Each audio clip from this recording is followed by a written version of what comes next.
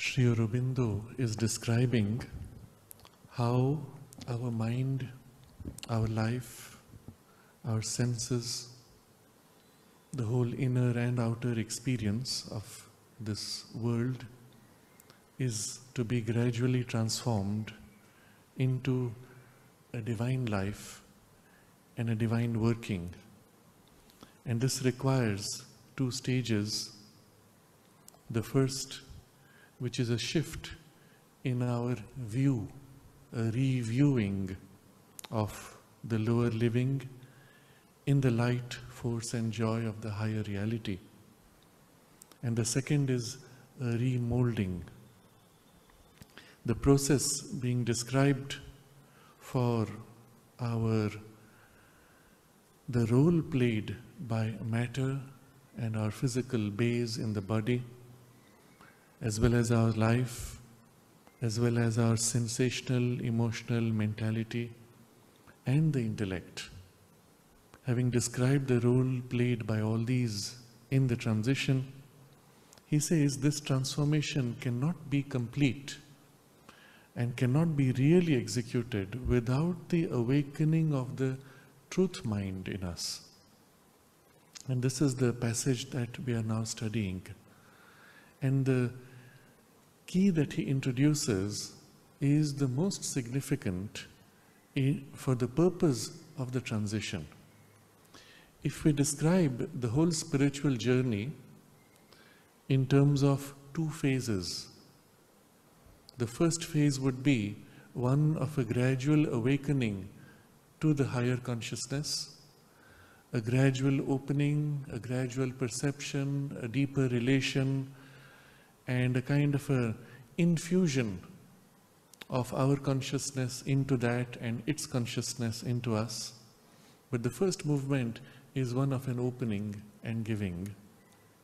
Then the second movement is of the penetration of the higher into the lower and the reshaping and recasting of this lower in terms of the higher. As far as the opening is concerned, our role is significant.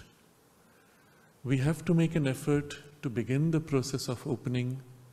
We have to make an effort to begin the process of self-giving. We have to make an effort to remove all those things in us which are contrary to that higher consciousness, which deny it, which refuse it, which go contrary, which distort or pervert it. And there is an effort to be made to strengthen the aspiration, to remove the distortions, and to make complete the surrender.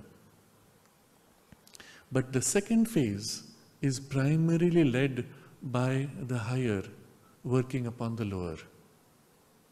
And increasingly as it takes over, our effort, the necessity of our effort and the importance of our effort becomes less and less. In that second movement, again, there are two phases. There is the phase where it's working, but its working is mixed because the receptive base in us is not yet clear enough.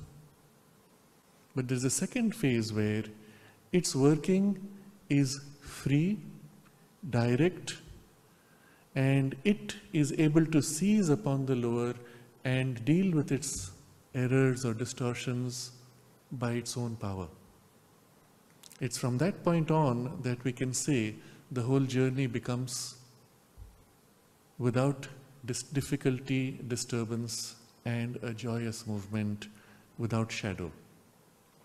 But this part of it, where the higher seizes upon the lower with mastery, requires this highest principle to be operational, that which Sri Aurobindo has called the supermind. Its working cannot be direct in us at first.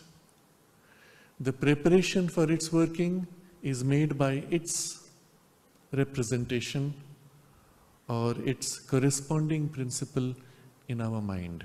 And this is what Sri Aurobindo points to, the truth mind. Increasingly as the truth mind becomes active, it prepares the way, and by the power of that higher action represented in the truth mind, it moves rapidly to its direct action. And the whole nature of the sadhana changes from that point on.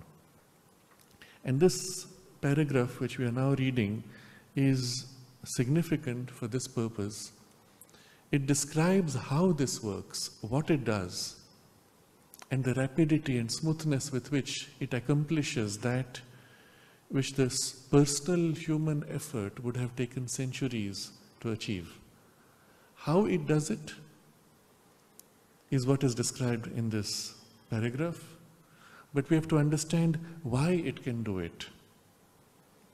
It can do it because it is the power that knows both the oneness and the multiplicity. It is the power by which the divine oneness has moved to manifest itself in multiplicity, has formed the multiplicity, and therefore has the power over everything in creation. The character of its power is that it is a knowledge that effectuates, a will that knows. And so Sri Aurobindo says, the transformation taking place here cannot be complete or really executed without the awakening of the truth mind, which corresponds in the mental being to the supermind and is capable of receiving mentally its illuminations. So the truth mind in us is what is capable of receiving the illuminations of the supermind, and it is the working of the truth mind which allows this direct action of the supermind in us.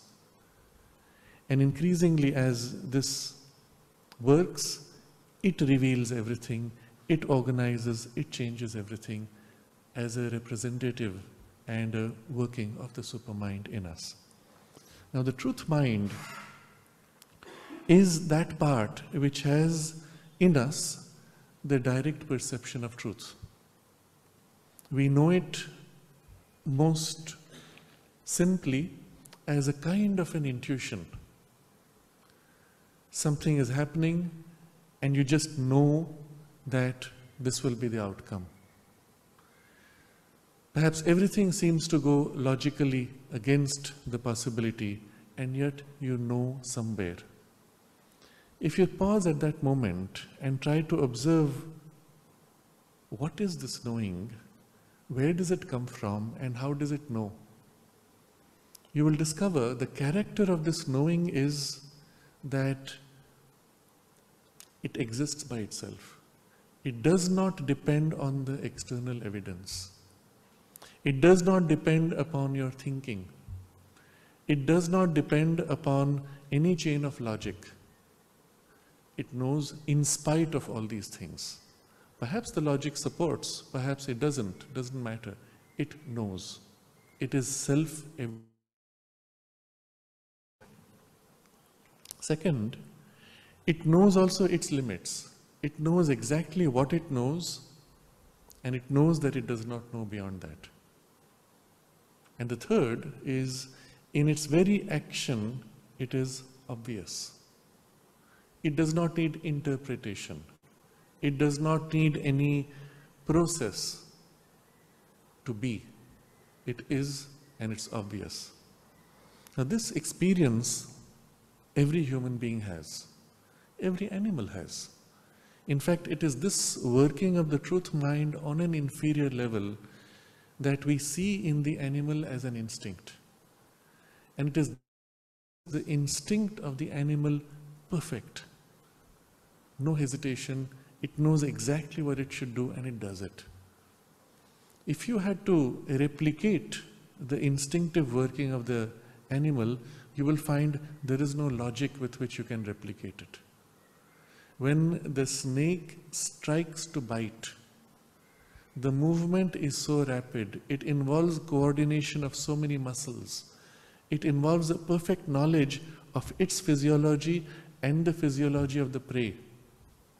And interestingly, when it actually strikes, it inserts the fangs exactly at the point where there is the line of the nerves.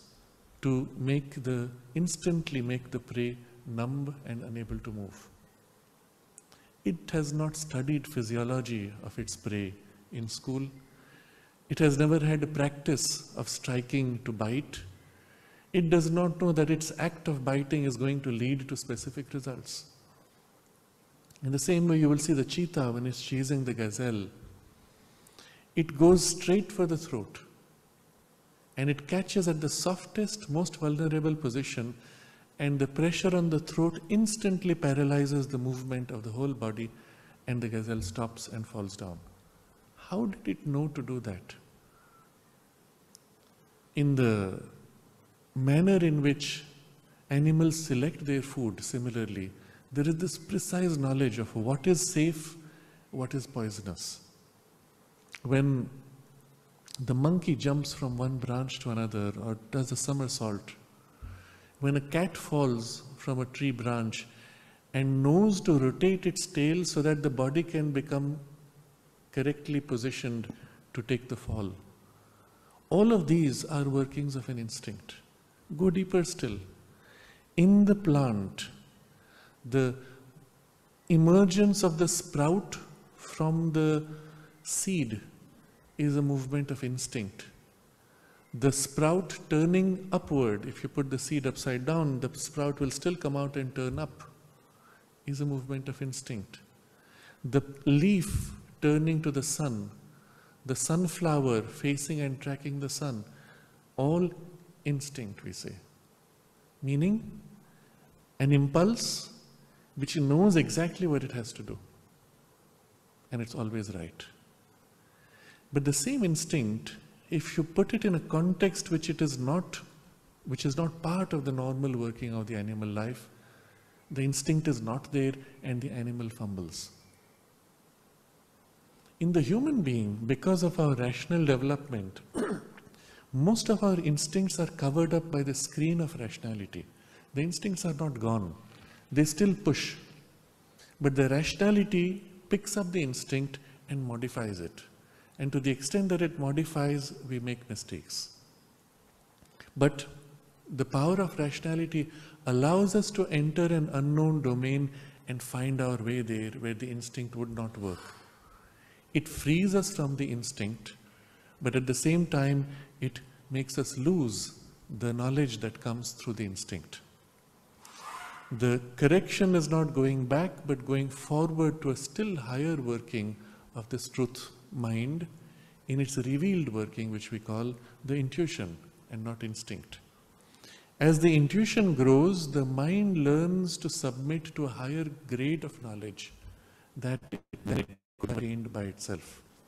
And all of today on earth, the whole of the condition of humanity, the increasing pressures, the increasing stresses, the increasing uncertainties are intended to assist us to give up reliance on a rationality which has failed beyond a point and turn consciously to access a higher source of knowledge in the intuition.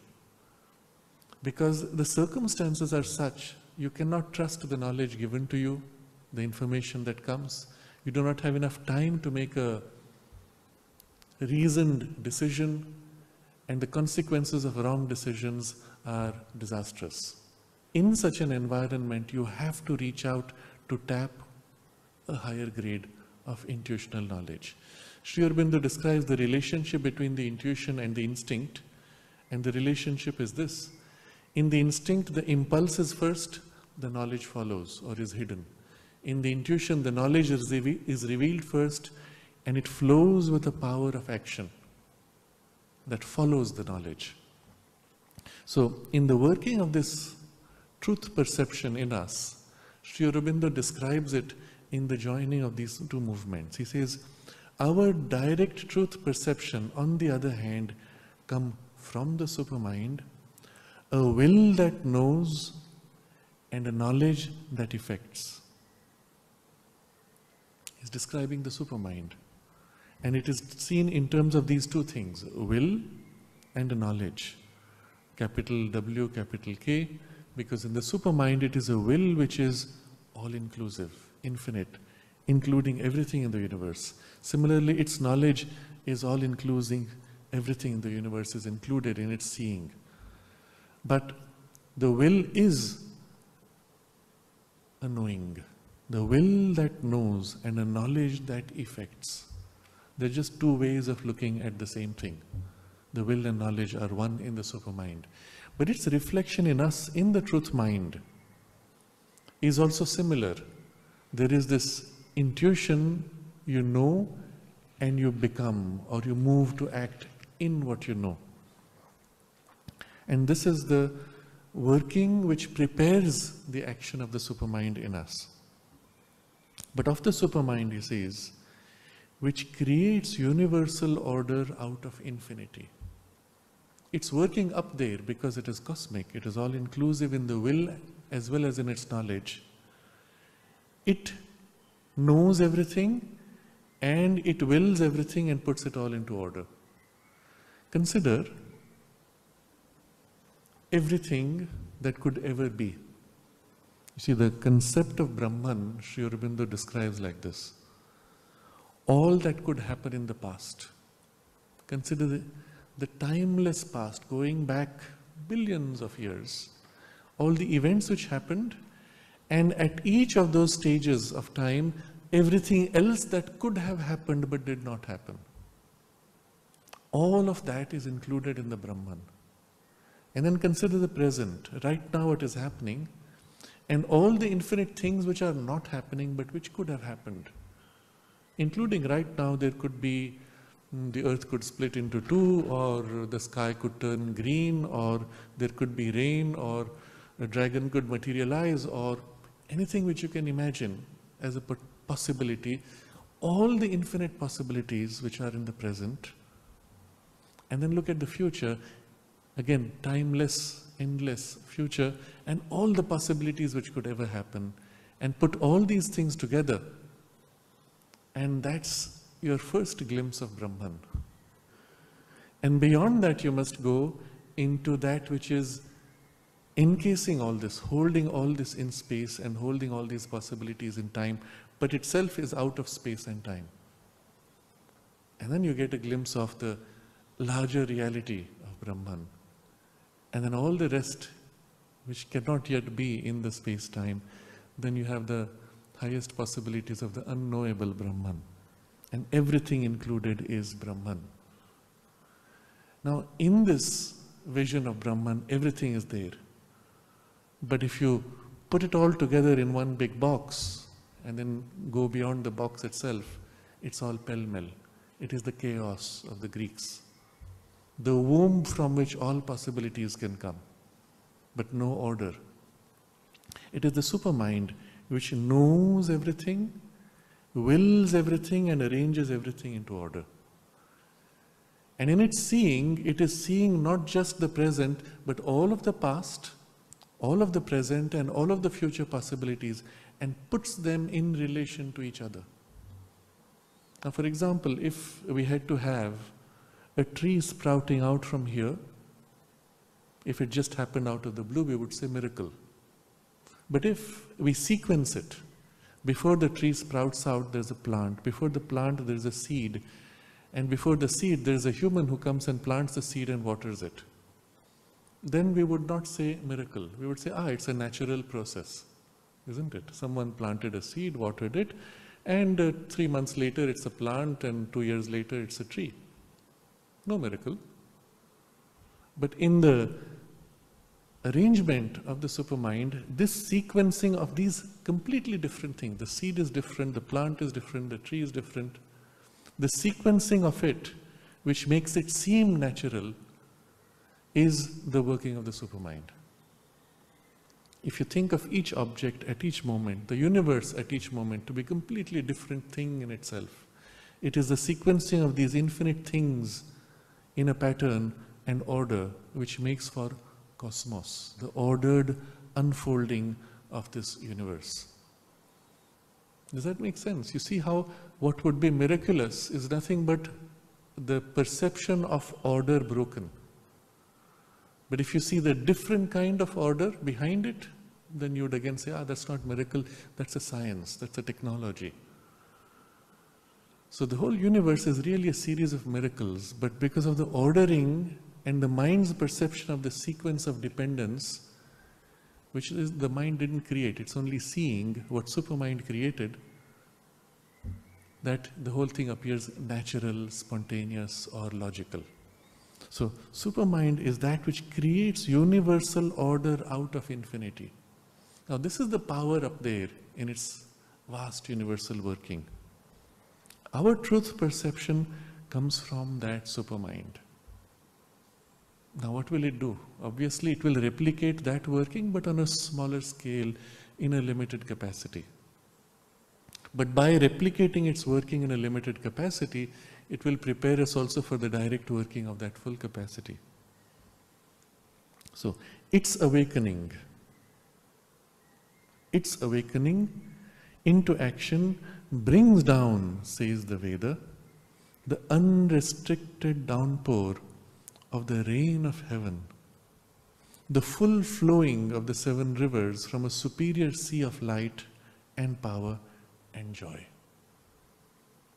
Now this line we must see in contrast to what we read last time, which was the working of the mind without this aid. And by itself, our mentality is a restricted instrument moving in a limited field, seizing things by fragments and parcels, is necessarily shifting, restless, mutable, and it can find steadiness only by limiting its field of action and fixity only by cessation and repose. Now, all of this we had studied last time as the basic incapacity and cause of failure of the mind's working.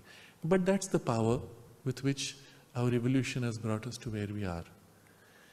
This power now gives way to a still greater power, which is this truth perception, the working of the truth mind, which is also a faculty within our mind.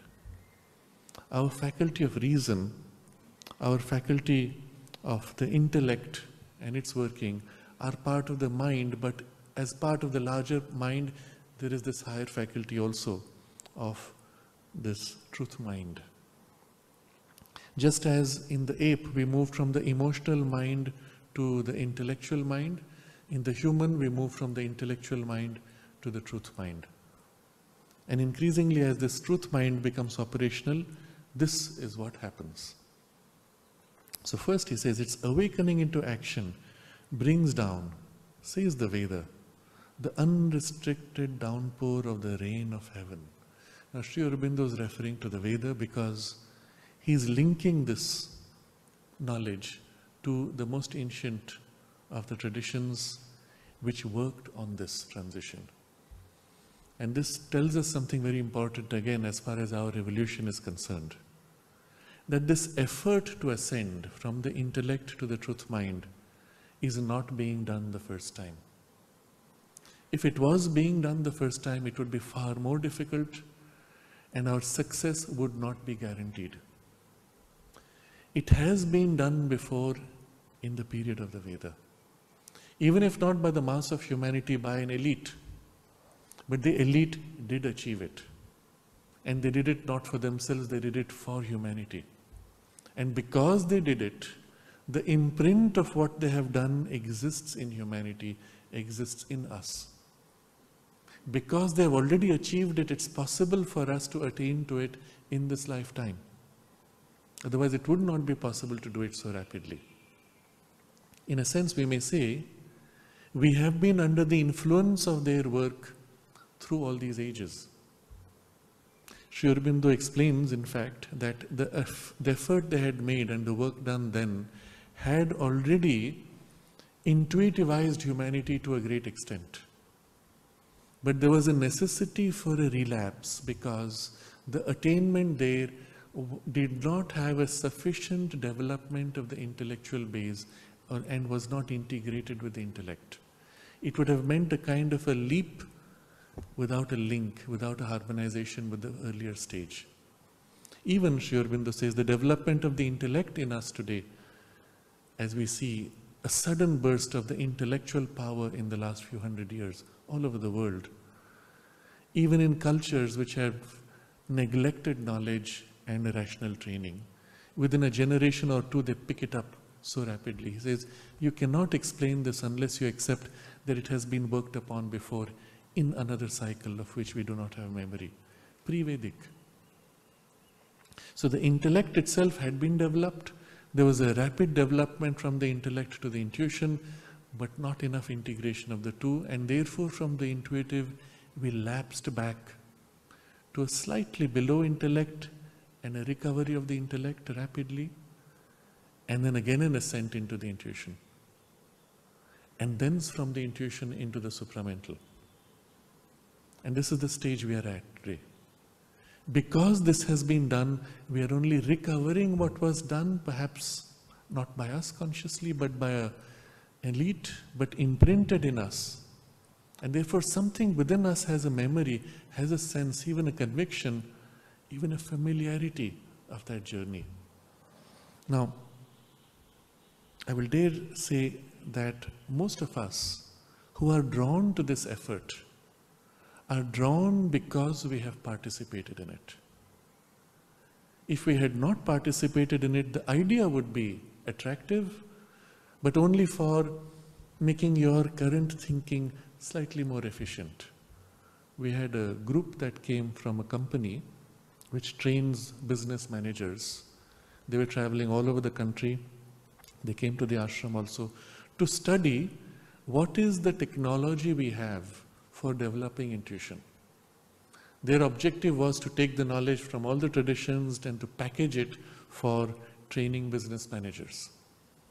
Now you can see how the mind says, I want to make my thought power more efficient. Here, let me tap into intuition. And it's happy with that. It doesn't feel the need for something higher. But for those of us who have the basic dissatisfaction with the intellect, who feel, but this is not it, that's not how I should be, there is a higher faculty of knowledge which I should have. Where is it? Why am I missing it? We feel this because there is the memory of the work done before. And that memory was subdued during the time when we had to descend to recover and reintegrate the power of the intellect. And the memory now comes back because our souls are now eager for the recovery of this higher step. And if we have felt this call, it means we have worked upon it and therefore it is already there in us. Rather than struggling with it, if we simply turn to that deeper memory, allow its emergence, invoke it by conscious aspiration in a quiet, still mentality, we will find so much comes back because it's already there and effortlessly or with minimal effort. And so Sri Aurobindo, referring to the Veda, is important here because he is reminding us of the work done and bringing it back to its relevance today, bringing that power of the work done here. And in the image of the Veda, he says, its awakening into action brings down the unrestricted downpour of the rain of heaven, the full flowing of the 7 rivers from a superior sea of light and power and joy. So the superior sea of light and power and joy for the Veda is this larger divine consciousness above, the superconscious domain, everything above the intellect which is superconscious to us. And this superior sea is contrasted with the inferior sea, which is the subconscious domain, which is also oceanic infinite, as is the upper also oceanic infinite. And our journey of the intellect is the boat going from the lower ocean to the higher ocean. But from that superior sea, what comes is the full flowing of the 7 rivers. The sea itself is a sea of light, power, and joy. Recall what he has described. The manifestation of light, force, and joy of Sat-Chit-Ananda is what is our purpose. And it is from this Sat-Chit-Ananda that the 7 rivers flow, and they represent the 7 streams, the 7 powers of consciousness which were referred to earlier. So reading from Sri Aurobindo's Secret of the Veda, there is this passage which summarizes the whole thing. We won't go too much into it, but just catch the drift of it. from the highest oneness, which is the Divine Mother, from whom the whole cosmos pours out. Aditi is the infinite light, of which the divine world is a formation. And the gods, children of the infinite light, born of her in the Ritam, that is the truth being manifested in that active truth of her movement, guard it against chaos and ignorance. The loss of the connection and order is the chaos. Ignorance is the covering of the light by the light itself. Loss of illumination. It is they who maintain the invincible working of the truth in the universe. They who build its worlds into an image of the truth. So the working of the gods is nothing but the working of bringing that light into the darkness, bringing back order out of chaos. They, bounteous givers, loose out upon man its floods, variously imaged by the mystic poets as the sevenfold solar waters, the rain of heaven, the streams of the truth, the seven mighty ones of heaven, the waters that have knowledge, the floods that, breaking through the control of Vritra the coverer, ascend and overflow the mind. All of these images are representative of the downpour of what is above into the lower. And we will see what that means from the perspective of the yoga. They, seers and revealers, make the light of the truth to arise on the darkened sky of his mentality, fill with its luminous and honey-sweet satisfaction the atmosphere of his vital existence, transform into its vastness and plenitude by the power of the sun, the earth of his physical being. Create everywhere the divine dawn. So this is the working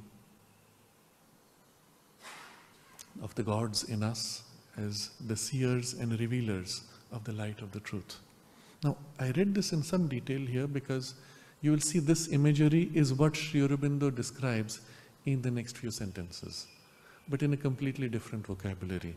This was the poetic, intuitional vision and description of what happens in our mind, what happens in our life energies, and in our physical existence. And this is exactly what he will reveal, how the truth coming forward organizes our mentality, organizes our life's working, and the physical existence. But before that, he's describing this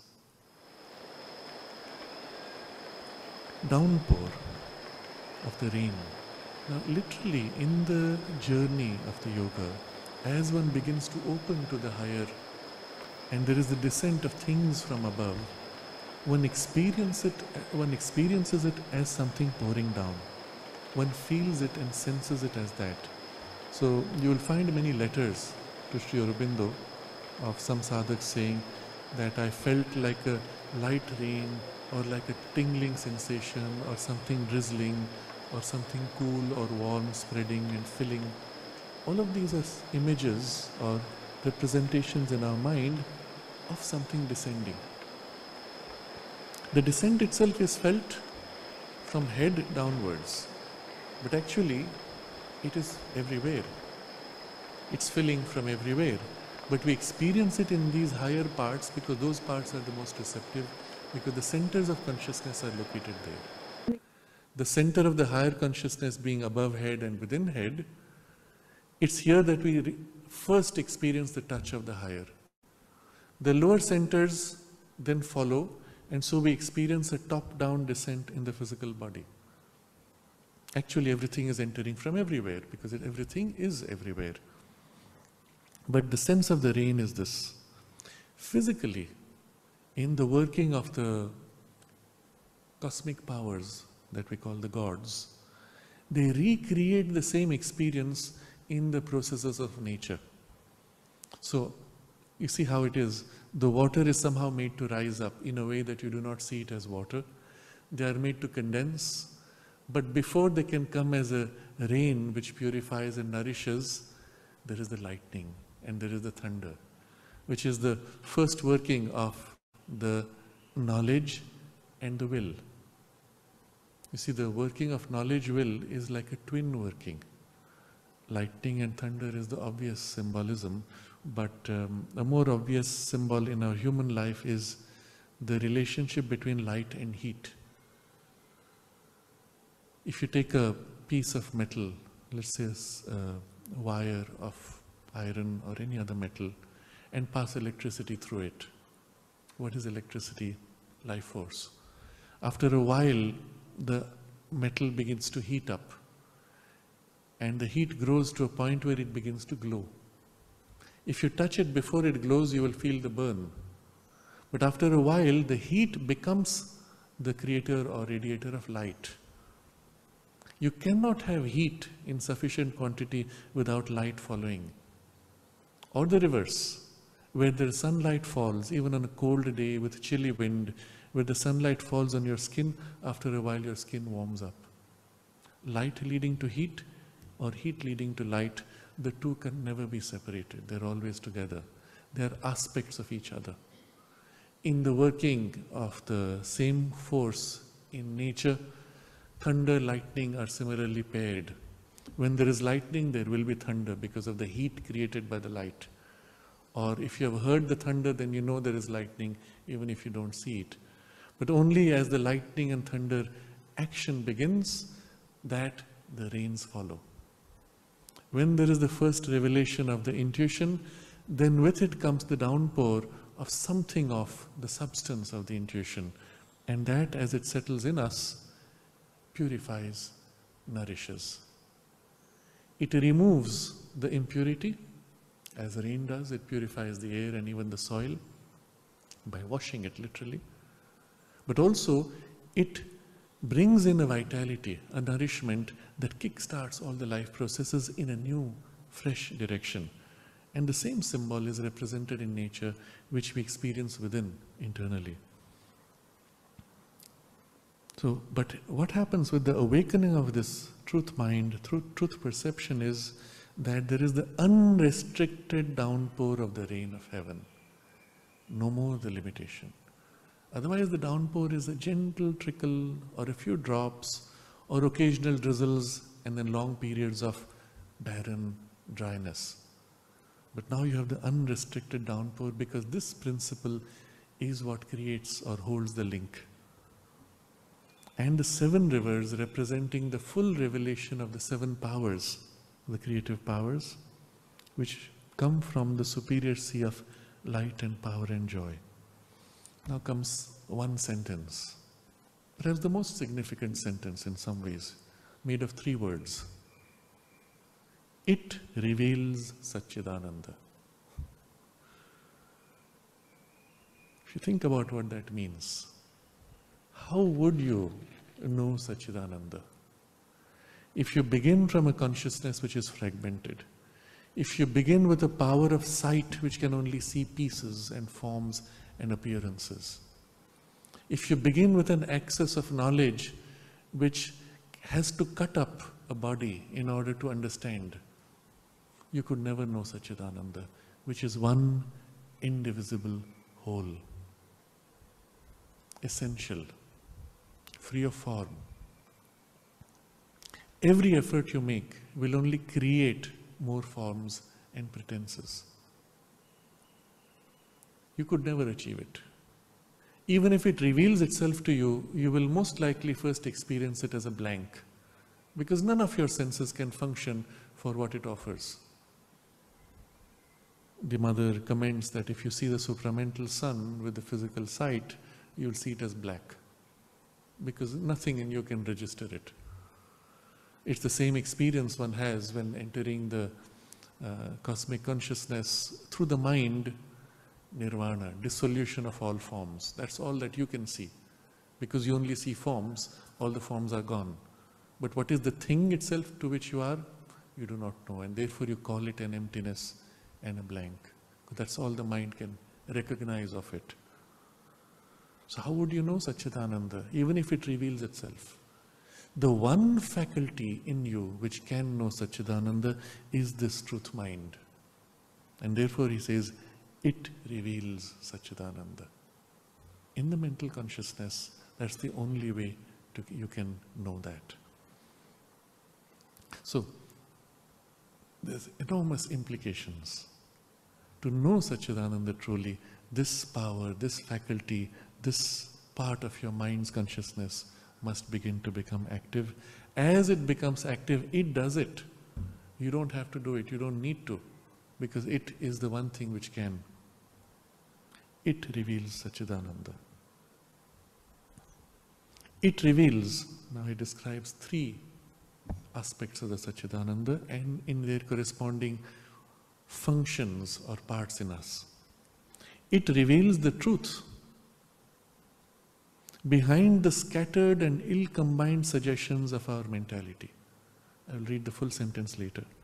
The second sentence, it reveals the will behind all the devious and imperfectly regulated strivings of our mental will. And the third sentence, it reveals the delight for which each of our sensations and emotions is groping. And then there is a fourth sentence where it says, moreover, revealing the universal action, it shows the truth of being out of which each of its movements arises. So there are these three aspects corresponding to three parts of our being, which also are the three powers of the Sat-Chit-Ananda. It reveals that, and therefore in us it reveals the working of that. And the fourth is the universality of the Sat-Chit-Ananda, which it brings into our perception here. So the working of the truth mind and the truth perception, as it reveals to us Sat-Chit-Ananda, it also brings in us this transformation by rearranging in our perception and our experience all these three corresponding domains. First is the domain of the knowledge or the working of the truth. The second is the will. The third is of the delight. And so now we study each of these in detail and how it works. And on all three, it works in an almost automatic way. Simply by revealing what is true, everything falls into order and is harmonized. So first, it reveals the truth behind the scattered and ill-combined suggestions of our mentality and makes each to fall into its place in the unity of the truth behind. And then as a result, the second half of the sentence, thus it can transform the half-light of our minds into a certain totality of light. The same process will happen with the will and the delight. So let's study this more deeply. First, behind what is the truth? Behind the scattered and ill-combined suggestions of our mentality, there is a truth which we do not see. When that is revealed, these scattered and ill-combined suggestions of our mentality fall into place because we see how they relate to the truth. But what is this happening without the truth? What is the normal working of our mind? He says, there is the scattered suggestions of our mentality and ill-combined suggestions of our mentality. Now let's look at both of these and what's really happening in our normal thought process. You have a challenge, a problem to resolve, and you have to take a big enough problem to fully appreciate. A crisis of life, when somehow everything is wrong, everything is conflicting, everything is out of sync. What do? And you can think of a dozen different things you could do. Each would catch one aspect of the big crisis, but none of them can put it all together. What do? You don't have an answer. Take a problem in human life, in collective life, which is intractable, which has got stuck for a very long time. Let's say the economic system, or the political system, or the problem of human unification, or just a conflict between certain communities, cultures, or families. Break it up into all its components and you'll see how everything is interlocked. You catch pieces, and for each of the pieces you might have a simple solution, but often the solution for one piece will contradict the solution for another piece. In the unification, for example, of a nation, you will find in order to have some kind of a collective life, you must have some commonality of language. But the moment you try to impose commonality of language, you will suppress freedom. You will suppress the diversity of the very thing which you are trying to unify. And what you will create is an exaggerated small piece. You could take one region and exaggerate it and crush the diversity of all other regions. And you will have a unified country? Not quite. That's not what you wanted. On the other hand, you can allow the increase of diversity and encourage unity, but the diversity will always conflict with that. Each diverse aspect will demand its own turn of the language, its own particular preference. You will never get a unity. You're facing with two fundamentally conflicting, contradictory directions of development. How do you bring this together? You cannot. But the way the mind works, it says, do this. Someone else says, do that. Another says, do that. And if you go deep into each suggestion, each of them is right, up to a point beyond which they become wrong. So what he's describing here is, there are suggestions in our mentality, and they're scattered, they're pieces, and there's no way to fit them together, because we do not see something which is cohesive behind, of which these are parts and pieces. So in principle, in practice, the way it works is, over time, one side succeeds for a while until its truth is exhausted, and another side then takes over for a while until its truth is exhausted, then a third side takes over until its truth is exhausted. Meanwhile, the first side has rejuvenated itself and reasserts itself now in a different way until its truth is exhausted, and you keep alternating, going through, cycling between these two different pieces of efforts. Over time, over a few centuries, you say, somehow through all of our conflicts, through all of our problems, some kind of cohesiveness and national identity has formed. Long, slow process. But if we could have seen all these different things and in their right relation, and if all of us could have aligned to their right relation, the whole thing could have been done very quickly. That's where the human conscious participation and the effort to sense and align to a higher unifying principle becomes so important. And so in the history of humanity, all of this was possible. Slow, conflict-based transitions until some higher integration comes. But now we are at that stage in humanity where all of these fundamentally different cultures, national identities, and the values they represent, all of them are coming together.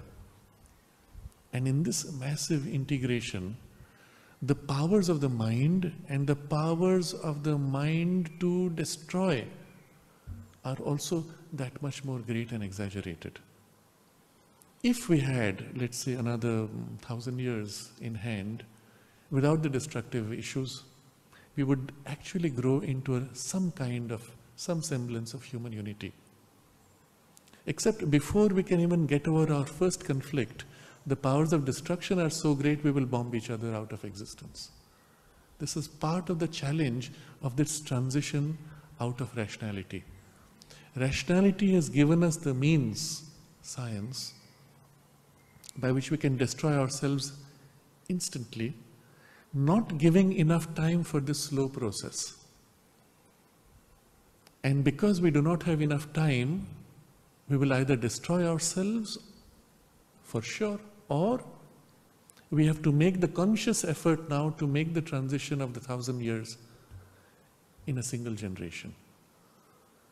And the demand is to do it consciously.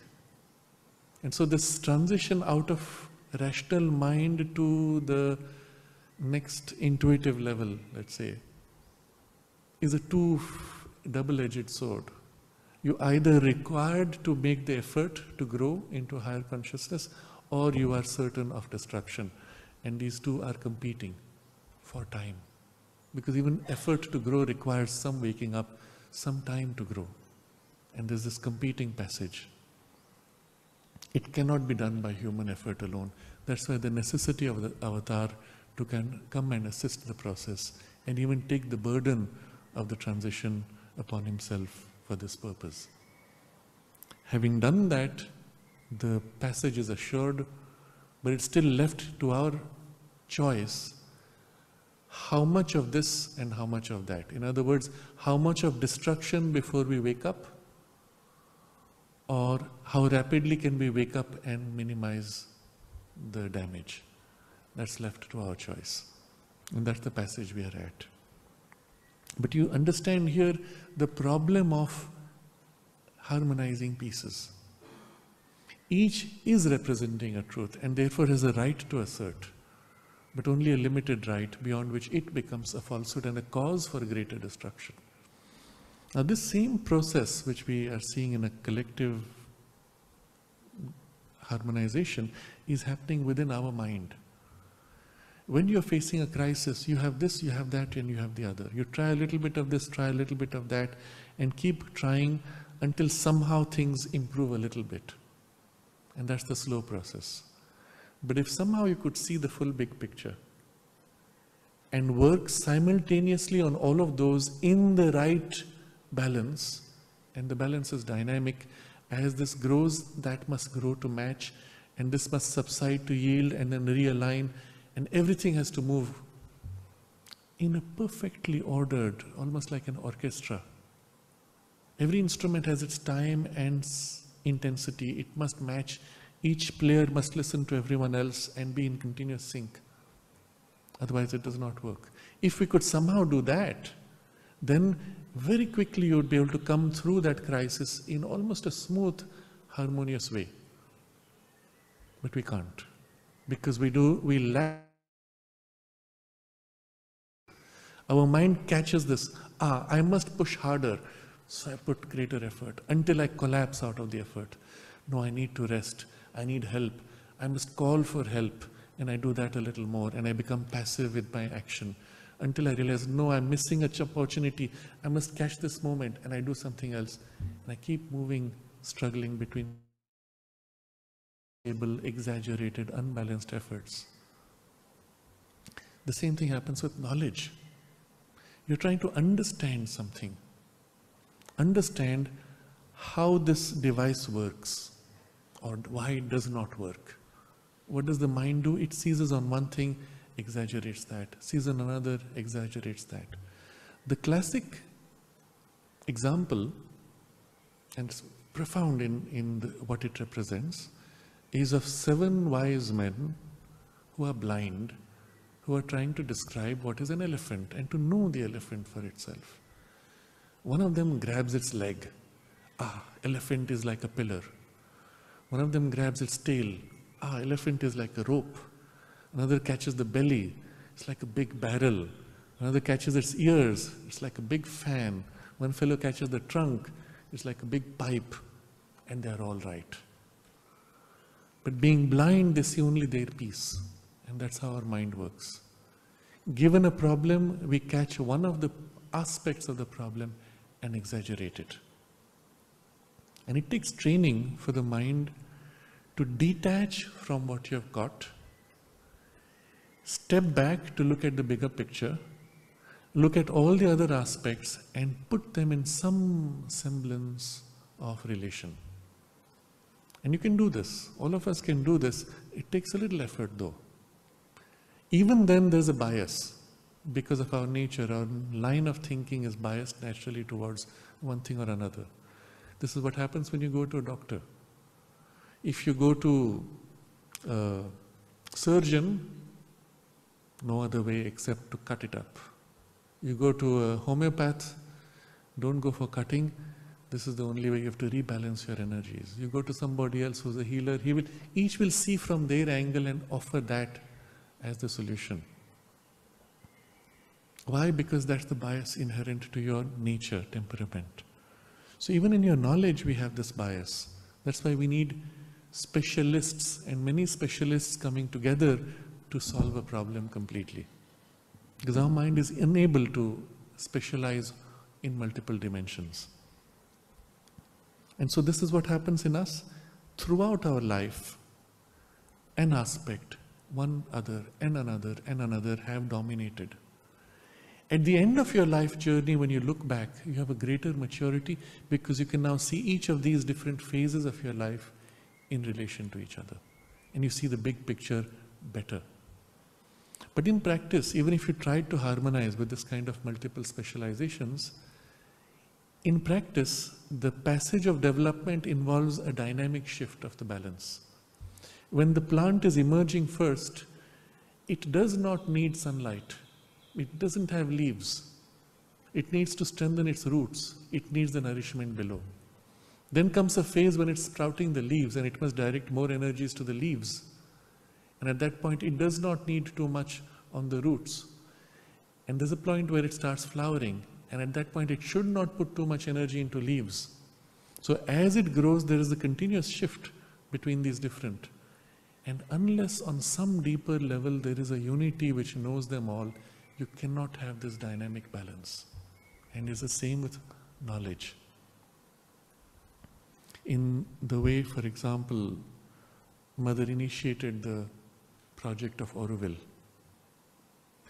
She made plans in which all the different aspects were simultaneously seen. She activated all of those at the same time. Certain things were more urgent because of the nature of the sequencing. And the first thing she said, take the lands. And people said, yes, but, and they redirected the funds for other things. Mother warned again. She said, you don't know the limits of human greed. And yes, but, and yes, but. And the same thing happened in the ashram. There were people who were who were asked by the mother to purchase certain houses. And for 800 rupees, they let go of the offer. And of course, now you cannot even afford it. But there was a natural sequence. She described the processes, she described the sequences, and then what more can she do? As far as human beings are concerned, the execution gets fragmented. In her planning, even that is taken into account, in the long run, of course. In work that she did for projects like this, and we saw this especially in the ashram when something had to be created, she would not assign it to one person. She would give often certain works to 2 different people, or sometimes 3 people when it was critical, each handling the same project from a different angle. At some point they would all join. But in the act of doing it through 2 or 3 angles, she caught their priorities, their strengths. And the result was, it was a multifaceted action. And even if one failed, the other was always there, counterbalancing. But it was always a multiple action that she worked in her action. That kind of mind is for the human mind difficult to comprehend. Why is mother putting 3 people? Isn't it a waste of resources? Isn't it duplication of work? No, she's looking at 3 different angles that they're bringing into it. So this is happening within us. There are suggestions in our mind. It's this, it's that, it's that, it's that. And they have pieces fragmented. Then the second problem is, when these fragments are there, we try to join them, we join them the wrong way. A wrong sequence, a wrong emphasis, a wrong end. It should go this way and not that way. So 2 things here. Behind the scattered suggestions and behind the ill-combined suggestions is the truth. The ill-combined is the other aspect of our problem. When we try to say, okay, 3 people have different ideas, right, let's do it this way. We forced it together. Somehow we have to satisfy the immediate requirement and we force it wrongly. When the natural rhythm might require moving from this to that in a timeline also. But that's not satisfying to everybody. Since we have to satisfy everybody, we put it this way. It doesn't work, etc. You get the idea. So first is scattered suggestions, we do not see their relation, and then the combinations are wrongly made. So that's all the mentality can do, until behind that the truth, which is the full image of the right relations, is revealed. What happens next is automatically it makes each to fall into its place in the unity of the truth behind. Now it makes it to fall because remember, it is a knowledge will. The moment something is brought into awareness, immediately it acts upon it. It makes things to fall spontaneously. This process of spontaneous falling into alignment is the character of the action of the truth light. When that awakes, suddenly what you saw as fragmented pieces, they just join and fall into alignment in such a spontaneous harmony, effortlessly. You did nothing, they just fell into place. The analogy is similar to, if you shine a torch on a complex maze, let's say you're seeing from above, you shine a torch, you see one piece and another piece. This looks similar to that, so it must be together. That looks similar, it must be, and you make a mess of it. Instead of the torchlight, now there is the dawn of the sun, and the whole maze in its entirety is revealed. Poof. It's all there. Simultaneously, all fell into place. Did anything move? No. It just got revealed. In the very act of becoming aware, it falls in its right place. This is the nature of the working of the supramental light and its inferior working through the intuition. Makes each to fall into its place in the unity of the truth behind. And the result is, thus it can transform the half light of our mind into a certain totality of light. Now if this happens once, we will call it a flash of revelation. I had a flash and I saw how everything fits. But when this happens again and again, until the flashes become a continuous illumination, then the very working of the mind has shifted. Your mind turns to look at something, you see. You turn to another, you see. You stand back and everything you see, it's all there. And this becomes the normal working of the mind, from what was before half light to a certain totality of light. Now in this is what Sri Aurobindo is writing from. All these books he wrote 1914, when he was living in the border of the supramental consciousness. He was living in this oneness that saw everything. And at that point, when he started to write for the Arya, 64 pages every month, and he started with 4 books, writing 1 chapter of each in the first issue, chapter 2 of each in the second issue, and in a short while he had to do the whole text of the whole of the Arya. So it was 6 books, 1 chapter at a time. So he had asked somebody to tell him when the next articles were needed, and he would be told, all right, we need it now in the next 3 or 4 days. Sri Aurobindo would take up the typewriter, type out the next chapter of book 1, next chapter of book 2, next chapter of book 3, 4, 5, 6. No notes. No notes anywhere. And when you look at these books separately, put them together in sequence, they're perfectly structured. Nowhere at any point did he need to make a mind map. My book 1 will have so many chapters, in this sequence I will organize book 2 in this. Nothing was required. He saw the whole. Now if, as an example, if you are at the top of a mountain, and if I ask you to describe the eastern slope of the mountain and the valley below, do you need to make notes? You follow from where you are in sequence, and if I say, okay, pause now and describe western side, you describe, and next month I say, now tell me the next of the eastern side. You don't need notes because you're seeing it, and you describe the next portion, right? This is the nature of the mind that sees the whole. And so he describes it as a certain totality of light. Everything is lit up and with a certainty. Everything is there, clear. And even as you describe, you know what you're skipping because of lack of time or space or priority. You know what you're skipping, and because you're seeing it, you can drop those elements as hints or suggestions by a certain turn of phrasing. And this is, you will find, so common in Sri Aurobindo's writings. A certain word, a hint, an imagery, and a suggestion.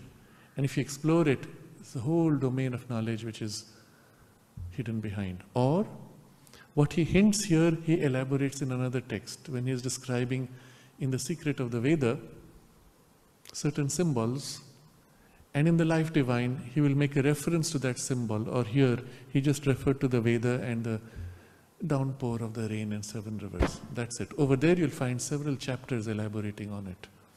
The whole thing is profoundly interconnected, interwoven. And if you have not read all of the 6 books, you will not fully appreciate the nuances of each of them. And when you actually read the 6 books like this, you're seeing the full spectrum of the knowledge. And you see it as one continuity across chapters and across books. And it's one big scene of the knowledge. But the knowledge is not flat, it's not two-dimensional, it is manifold. It's as if a hologram within holograms. So you can take a piece of it, and into that you glimpse the whole. You take a piece of that, and into that you glimpse the whole. Take a piece of that, into that you glimpse the whole. And because of the way Sri Aurobindo writes it, you can catch a piece, catch the way he handles this, catch this principle, and see how it works in other contexts. So in the very act of reading, he is reshaping your mind to begin to view things from this perspective. He is intuitivizing your mind and giving it the glimpse of the infinity. And as your mind gets used to seeing things from the perspective of infinity and from this multidimensional way, as you read now, you realize, oh yes, all of that is captured here. Or this is linking to that. And you see those links. And suddenly the same text which you first read as one logical, structured sentence now has multiple dimensions opening out to so many other things. And you begin to see the way he sees and experiences this whole knowledge. When he completed the writings in the Arya, and that's where the majority of his major works were done, he said that if I had continued writing 7 times more, for many more, I don't know what he said, 70 years or 10 years, if I had continued writing like this for so much, I would still not have exhausted 1/10 of the knowledge. But already the point he had reached, he said, was well beyond the access of most of humanity, and so he just left it at that point. But with enough hints to point to that further thing, that if you can begin to see through this reading, if you can begin to see the way he saw, then you have access to that knowledge also. It's fascinating what he has left as a gift. And the interesting thing is, his work would have been done even if he had not written all of this. Because the work was primarily done in terms of the change of consciousness. But what he has given as a gift through the writing is the bonus. He gives you a physical means by which you can reshape your mind, transform your mind, even divinize to this power of seeing knowledge, and lift your mind to this kind of a experience and consciousness. So, it reveals Sat-Chit-Ananda. It reveals the truth behind the scattered and ill-combined suggestions of our mentality. So when you read Sri Aurobindo, every now and then you come across these insights and say, oh yes, I had a glimpse of that, I had a glimpse of that. But now he puts it all in such a perfectly arranged way. You see, it all falls into place.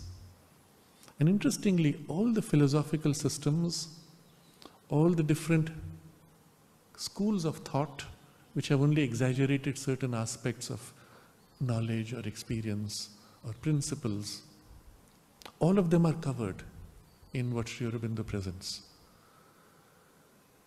As you read, you will find the Shankarite approach, you will find the Madhva approach, you will find the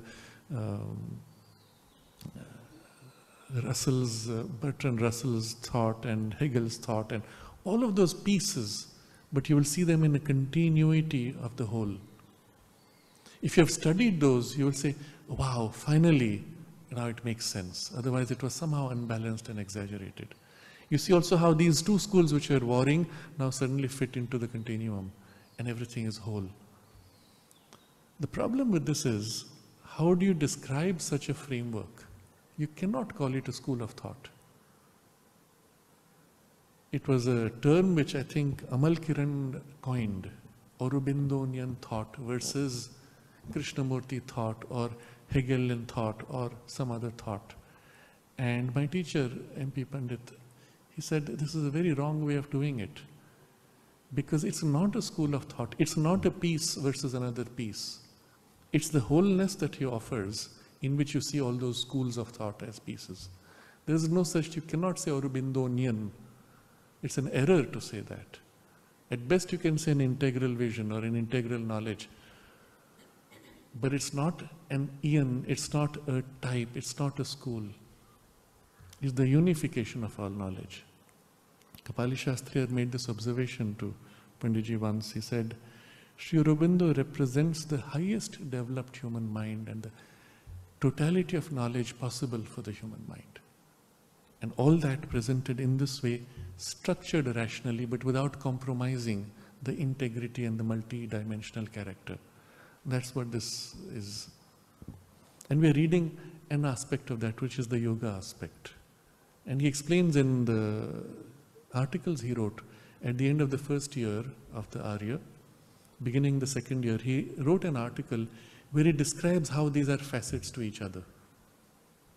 He says what the synthesis of yoga looks at from the perspective of yoga, the Life Divine looks at from a philosophical framework, the secret of the Veda looks at from the Vedic perspective and the Vedic symbolic language, and the ideal of human unity looks at from the perspective of political development, and the human cycle looks from the social perspective. And it's still one continuum of knowledge. Now when I first began to explore this angle or this approach to Sri Aurobindo study, my temperament was more as a scientist. And the scientist wants to understand how it works. And it particularly in relation to a material application. And so when I began to read, I would see these extraordinary connections, because what he's describing in the working of the human mind, let's say, or the human nature, I would say directly its application in artificial intelligence. What he's describing as the working of the mind, thought processes and the powers and faculties of thought are literally a scientist describing intelligence and how it has to be programmed in a computer. It's that accurate as a description and that practical in its application. And as I was exploring further, I saw the applications in physics, the applications in chemistry.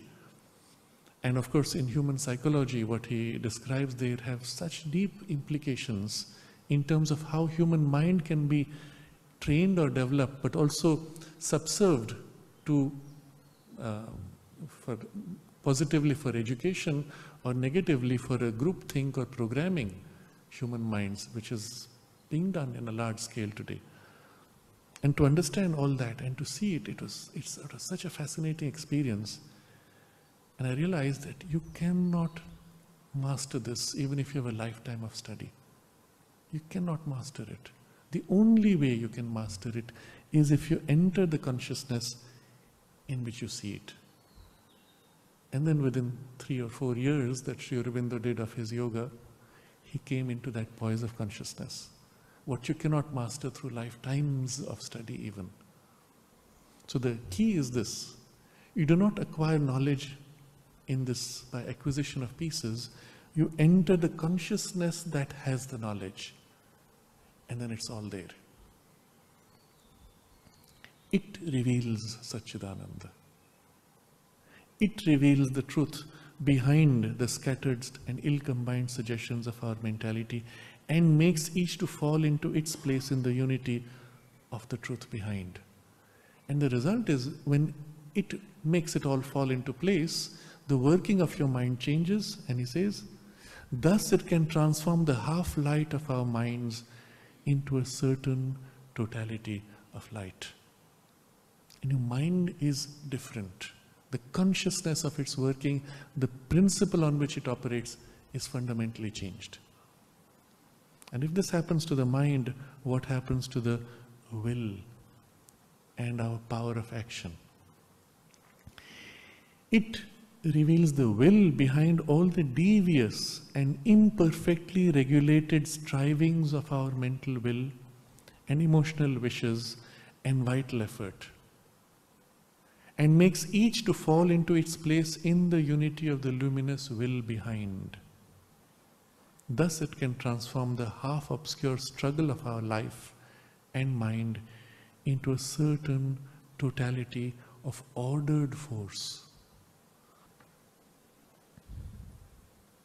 The thing which I am always highlighting in the study of these things is the continuum. It would be an error to read this and say, this will happen when it happens eventually someday, now it has no relevance. That would be an error. It's the continuity. It's happening right now on a diminished level, in an indirect way. It's happening right now. What is described here as a principle is operative right now.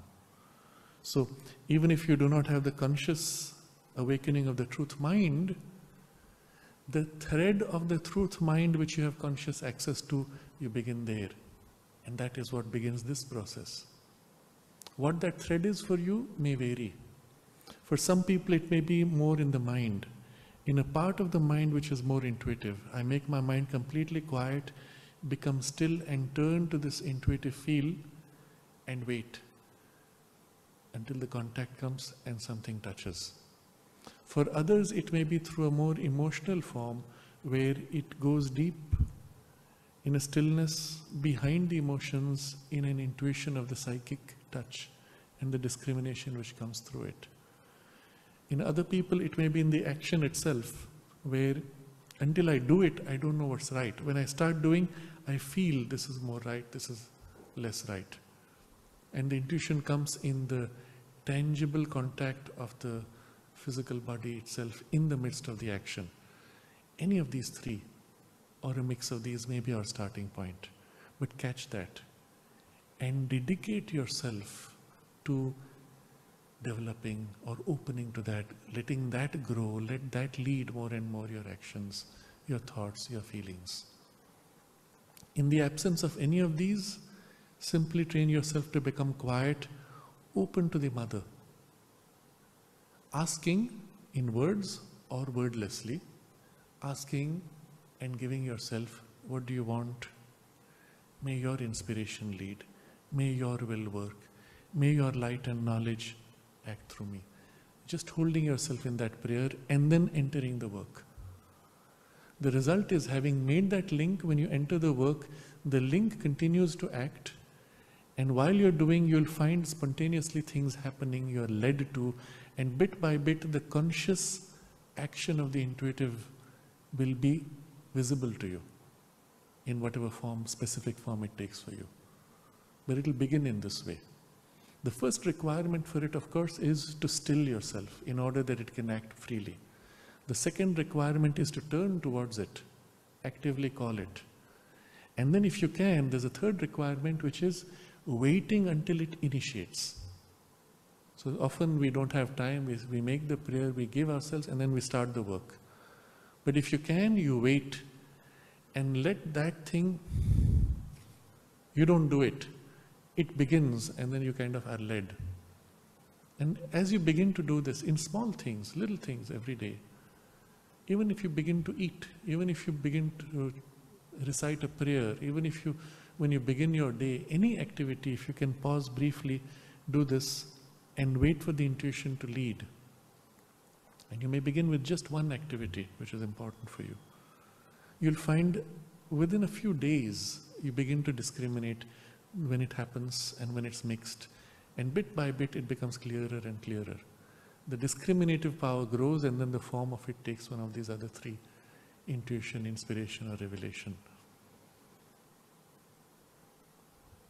And when we have opened ourselves willingly, lovingly to the Divine Mother, this happens inevitably. There's absolutely no doubt. It happens, and it happens rapidly. After that, how quickly it grows, how quickly it widens and becomes more, all that is left to your effort and your commitment to the effort. But the act itself is within our reach like this, and easily. And all this which we are reading now, which would happen much more directly, starts happening now. So my emphasis is on this continuity, that it's all accessible in a continuum now from where we are. And the second is, it's not difficult, because it's the deepest truth of your being. For you to align to your deepest truth is easier than for you to warp and distort yourself into that which is not true, isn't it? Obviously. Except that requires conscious alignment, whereas the warping is just part of an old habit.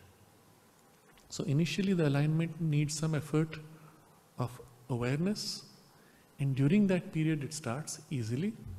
The rest of the time it may not happen, or it may not be easy. Don't worry. Catch that time, catch those 5 minutes of the day, and cling to that without letting go. And you'll find through those 5 minutes, the link that is built from the other side will creep into the rest of the day. And then maybe you'll have another 5 minutes and another 5 minutes. The rest doesn't matter. But the starting point is easy. There's a continuum. All this is accessible now from where we are, and the first contact is easy within our reach as we are, with minimal effort. These two things I keep emphasizing throughout this part of the study.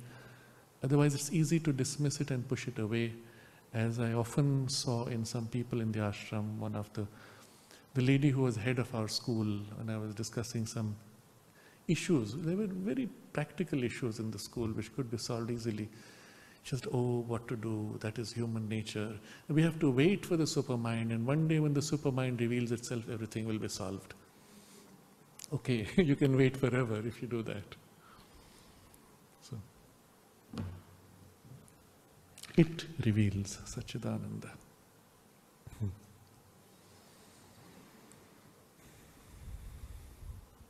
It here is also for us Sri Aurobindo, and the way he formulates is formulated by the truth mind. So as we read, we are put in touch with it, and that is his gift.